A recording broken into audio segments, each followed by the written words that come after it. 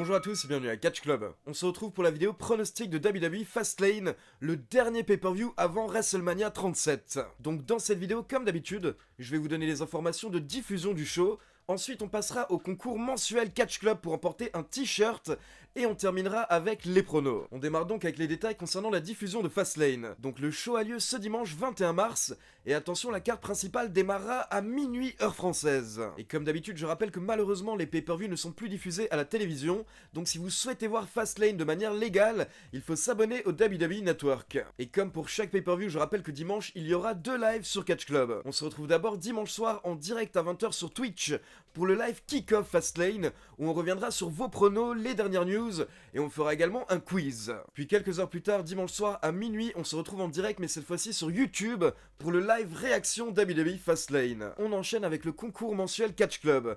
Comme vous le savez, chaque mois lors de la vidéo pronostic, vous pouvez gagner un t-shirt officiel WWE de votre superstar préféré. Et ce mois-ci, le concours se joue sur le match entre Drew McIntyre et Sheamus. Donc pour participer, il faut liker cette vidéo, il faut s'abonner à la chaîne YouTube Catch Club, et il faut laisser votre réponse dans les commentaires de cette vidéo, selon vous, qui va remporter le match entre Drew McIntyre et Sheamus. Et si vous souhaitez doubler vos chances, vous pouvez également partager cette vidéo sur Twitter en taguant mon compte Twitter @lecatchclub. Derrière, comme d'habitude, j'effectuerai un tirage au sort parmi toutes les personnes qui ont donné la bonne réponse et j'annoncerai le nom du vainqueur lundi dans la vidéo review de Fastlane. Et je rappelle que le vainqueur remporte le t-shirt de son choix qu'il peut choisir lui-même sur le site officiel WWE Euroshop. Allez, c'est parti, on enchaîne avec les pronostics de Fastlane. Nous avons actuellement 6 matchs qui sont annoncés pour ce dimanche. On démarre avec le match pour les titres par équipe féminin avec les championnes Nia Jax et Shayna Baszler contre Sasha Banks et Bianca Belair. Je rappelle bien entendu que Bianca Belair et Sasha Banks vont s'affronter lors de WrestleMania 37 pour le titre féminin de SmackDown, et parfois la WWE aime bien mettre 2 futurs adversaires en équipe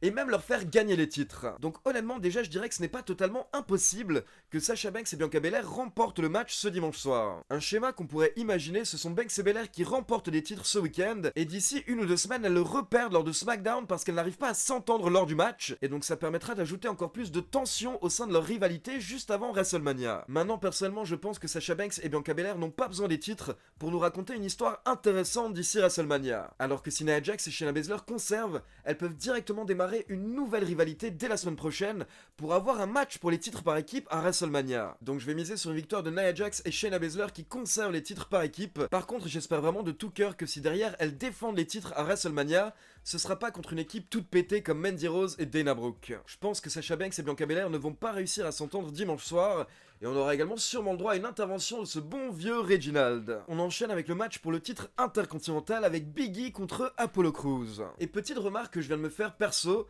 maintenant qu'ils ont totalement changé la gimmick d'Apollo Crews et qu'ils lui ont même donné un accent, pourquoi pas changer son nom et avoir un nom justement qui serait en rapport avec ses racines. Là on est sur un match avec 2 catcheurs que les fans souhaitaient voir pusher depuis très longtemps.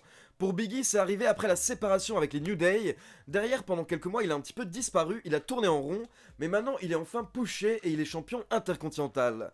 En face, on a Apollo Crews qui, pour la première fois depuis sa carrière à la WWE, a enfin une personnalité, un caractère et un personnage. Et justement, ce que je veux voir dimanche soir lors de ce match, c'est le nouveau personnage d'Apollo Crews. Je veux vraiment voir à quel point il a changé, donc je pense que ce match sera l'occasion pour Apollo Crews de briller, sachant que Big E est le genre de catcheur qui va tout faire pour mettre en avant Apollo Crews. Mais à côté de ça, je vais tout de même miser sur une victoire de Big E, car il est en plein push actuellement et je n'ai pas envie de le voir perdre le titre intercontinental. J'ai envie de voir Big E défendre son titre lors de WrestleMania. D'ailleurs, il faut savoir que Big E est déjà en train de faire des plans par rapport à WrestleMania 38, car lors d'une interview cette semaine, il a déclaré que l'année prochaine, il souhaite affronter Roman Reigns à WrestleMania, et Big E compte garder le titre intercontinental d'ici là, donc il a déclaré que si Roman Reigns garde également son titre, alors ce sera un match pour les 2 titres et Big E ressortira double champion. Donc Big E qui s'emballe peut-être un petit peu, mais c'est bien d'avoir des objectifs. On enchaîne avec un match que j'attendais lors de WrestleMania 37, il s'agit de Shane McMahon contre Braun Strowman. Et pour ceux qui ne suivent plus trop Raw ces dernières semaines, il faut savoir que Shane McMahon a effectué un heel turn. Mais ce qui est un petit peu dommage, c'est que c'est sorti de nulle part. Ça n'a pas vraiment été expliqué par la fédération.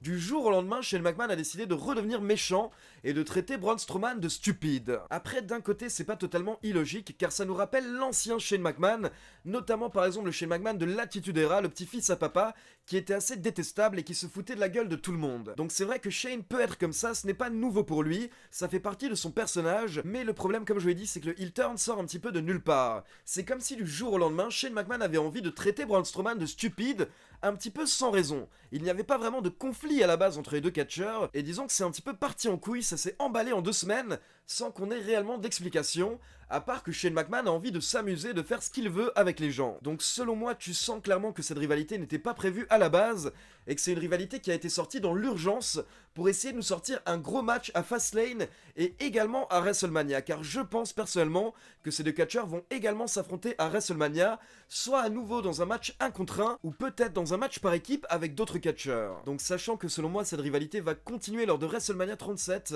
je vais miser sur une victoire de Shane McMahon ce dimanche à Fastlane, comme ça derrière on aura une victoire du gentil Braun Strowman lors de WrestleMania. Mais donc à Fastlane, selon moi c'est bien Shane McMahon qui va remporter le match, sûrement en trichant, ou alors peut-être que Shane va tout simplement éviter le match, ne jamais se présenter ou alors se faire disqualifier. Mais je dois dire que je trouve cette rivalité tout de même assez étonnante, car personnellement si j'étais le booker, si j'étais le scénariste, j'aurais mis Shane McMahon en tant que gentil, et Braun Strowman en tant que grand méchant dans cette rivalité. Car je trouve tout simplement que Strowman est plus détesté naturellement par les fans, et en plus ces derniers mois de temps en temps il a eu un comportement de heel, on se rappelle notamment qu'il avait agressé des officiels, donc je pense que Strowman en grand monstre heel aurait mieux fonctionné face à un Shane McMahon qui est le héros du public et qui ne se laisse jamais battre, jamais vaincre comme d'habitude. On enchaîne avec un match très surprenant car il s'agit d'un intergender match, avec Alexa Bliss contre Randy Orton. Comme vous le savez, Randy Orton a brûlé The Fiend il y a maintenant environ 3 mois, et depuis The Fiend a totalement disparu, et Randy Orton est plus ou moins en rivalité avec Alexa Bliss depuis. Alexa Bliss qui joue, qui s'amuse avec Randy Orton ces dernières semaines, elle a notamment fait ces fameux rituels qui ont fait vomir Randy Orton, ce liquide noir. Et cette semaine, lors de Raw, Alexa Bliss a proposé un match à Randy Orton, s'il veut enfin se débarrasser d'elle définitivement, et Randy Orton a accepté. Alors bien entendu, nous sommes à la WWE en 2021, c'est-à-dire qu'il n'y a pas de violence entre les femmes et les hommes, donc on ne va pas voir un vrai match entre Randy Orton et Alexa Bliss, même si Randy Orton est potentiellement le catcheur de la WWE qui a frappé le plus de femmes, on va dire, ces dernières années, notamment en portant son fameux RKO à plusieurs catcheuses. Donc à la limite, un RKO sur Alexa Bliss, c'est imaginable, mais la WWE ne fera pas vraiment beaucoup plus, car comme je vous l'ai dit, la fédération ne souhaite pas promouvoir, on va dire, la violence entre les hommes et les femmes. Par contre, à côté de ça, forcément, j'imagine qu'on pense tous à la même chose. On espère tous que dimanche soir, lors de Fastlane, on aura le droit au retour de Bray Wyatt, ou plutôt devrais-je dire, on aura le droit au retour de The Fiend. À la base, je faisais partie de ceux qui défendaient la longue absence de The Fiend, car je rappelais aux gens que lors de sa dernière apparition, The Fiend a totalement brûlé, son corps entier a brûlé, donc c'est logique qu'il mette plusieurs semaines à se remettre et à réapparaître. Mais là, j'avoue que même moi, je suis saoulé, j'en peux plus. Il y a un moment, merde quoi, il faut le ramener à l'écran, nous on est là pour voir The Fiend. Et sachant que maintenant nous sommes à moins d'1 mois de WrestleMania 37, c'est le moment de ramener The Fiend pour qu'on ait le dernier match de la rivalité entre The Fiend et Randy Orton, justement à WrestleMania. Donc par rapport à ce match, si je dois choisir, je vais miser sur Alexa Bliss, qui remporte son match face à Randy Orton, mais surtout, je vais miser sur le retour de The Fiend, qui vient aider d'une manière ou d'une autre Alexa Bliss, pour que derrière on ait The Fiend contre Randy Orton à WrestleMania 37 et potentiellement dans un Firefly Funhouse match, c'est-à-dire à nouveau un match cinématique entre les deux catcheurs. On enchaîne avec Drew McIntyre contre Sheamus, les anciens meilleurs amis devenus meilleurs ennemis. Et honnêtement, concernant ce match et concernant le main event, selon moi ce sont les matchs où il y a le moins de suspense, car depuis un an Drew McIntyre a totalement évolué, il est devenu le visage de Raw. Et pendant ce temps, Sheamus s'est mis à porter des marcelles avec des bretelles. À côté de ça, on sait déjà que McIntyre va affronter Lashley à WrestleMania, donc McIntyre va être dans l'un des main events de WrestleMania 37. Et en plus, Sheamus vient de perdre lundi dernier à Raw contre Bobby Lashley, donc disons qu'une défaite de plus pour Sheamus, ça ne changera rien, alors qu'à côté de ça, si on fait perdre Drew McIntyre juste avant WrestleMania, bah ça va totalement gâcher sa crédibilité. Donc bien entendu, je vais miser sur une victoire de Drew McIntyre, et sachant que ces deux catcheurs sont réellement amis depuis des années dans la vie privée, je pense qu'ils vont littéralement se détruire dimanche soir lors de Fastlane. Parce que justement, quand tu catches contre l'un de tes meilleurs amis, ou un membre de ta famille par exemple, et bah forcément tu vas y aller un peu plus à fond, parce que tu sais que la personne en face te connaît très bien, vous êtes très proches, et vous êtes là pour proposer un beau spectacle, donc vous allez vraiment oser vous faire mal, vous n'avez pas peur parce que vous vous faites confiance, et je pense que ça va être le cas entre entre Sheamus et McIntyre qui vont s'exploser dimanche soir à Fastlane. Et on termine avec le match pour le titre universel avec Roman Reigns contre Daniel Bryan. Et je rappelle que ce vendredi lors de SmackDown, juste avant Fastlane, on aura Jey Uso contre Edge, et le vainqueur de ce match sera au bord du ring lors du match entre Roman Reigns et Daniel Bryan à Fastlane. Donc déjà concernant le catcheur qui sera au bord du ring, je vais miser sur Edge, parce que vendredi lors de SmackDown, quand Edge va affronter Jey Uso, c'est son premier match à SmackDown depuis environ 10 ans, donc ça m'étonnerait tout de même que Edge perde vendredi soir. Et forcément, si la WWE souhaite qu'il y ait un catcheur au bord du ring, ça veut sûrement dire que ce catcheur va intervenir d'une manière ou d'une autre. Donc supposons que ce soit Edge qui soit au bord du ring, on peut imaginer qu'il va intervenir pour éviter que Roman Reigns ne triche.